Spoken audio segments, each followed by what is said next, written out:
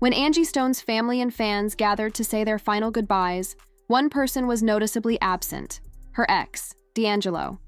But when he finally showed up, it wasn't the reunion anyone expected. Allegedly arriving 2 days late, smelling of alcohol and asking, "Where's the party?" This wasn't just a funeral.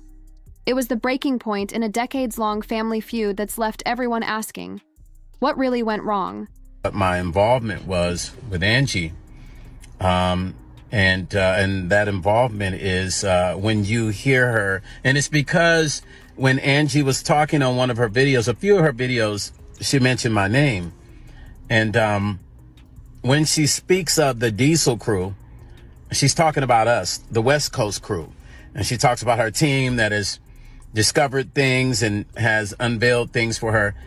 We took over doing the forensic for finding her songs that were missing that she couldn't find. And, you know, it's weird because it was a process, and it was week after week. We were on the phone, we were talking and blah, blah. You from one end to the other spectrum when it comes to the music industry. And we did discover a lot of her stuff that was not in her name. And we were the ones that actually had to let her know. The company that I worked for, the TBC Group, my big brother, Vasal Benford, the CEO of the TBC Group and TBC Group Management, we were the ones that took over finding the songs, shall I say. I'm trying to make sure I say the right word, because I don't want anybody to see this video and then they'll take the video and run with it and take parts from it. We were the ones that decided to go and search and find where her publishing was. And we started discovering various things, various situations with her publishing and what was going on with it. And we presented it to her and told her that there was no publishing in her name. And then there were some songs that she had done through the years that weren't even registered in her name, that had never been registered. But we started to find stuff that didn't make sense, per se, right? I'm not mentioning any names. We're just going to talk in general. Angie was very sharp. You know, although she didn't know full details, she knew something wasn't right. And that's why we came on board. Not only that, we were also the ones that were setting up her residency, the TBC Group Management, TBC Group Entertainment, okay? Setting up her residency for Las Vegas. We were 1 week out from that before Angie passed. We were going to fly her out here and have her do her paperwork for her residency in Las Vegas. And the whole purpose, so that you understand, for her residency in Las Vegas was so that she did not have to tour. She didn't want to be on the road anymore. These were her feelings. These were her thoughts. She just wanted to be in one place because of her health issues. She wanted to be in one place. She didn't want to be going from here to there. And I kind of, you know, I've cried so many days because I was saying to myself, I wish that we had closed on her residency and she wouldn't have had to be on the road. She would have never had to have been on the road, which this accident would have never happened, because it would have been a different time, different process, different circumstance, different universal law. Had she been here in Vegas doing her residency, thus she would still be here. These things would have never happened. That's my belief, okay? So Angie did not want to be on the road touring, and that's a fact. Now, I'm not telling you something I heard from YouTube. I'm not telling you something that I went on another blogger's page and I found and I decided to share this. No, I'm telling you something from the circle, from the inside, from the group that was representing her. So when she say Diesel crew, she was talking about her West Coast crew, you know. She was talking about us. We were the ones that came on and discovered, and we were ones that told her that none of these songs were in her name. We were the ones that told her that the publishing was somewhere else. You know what I mean? And we had various calls with people that were involved with her on the legal side of things, and people that were involved with her on the publishing side of things. And she made me record these phone calls, you guys.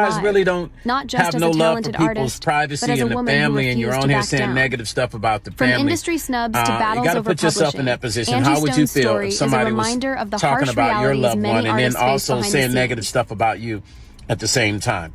So have consideration, you guys. If you don't know really what has happened, you're speculating constantly, but you're also throwing things out there that are not even true.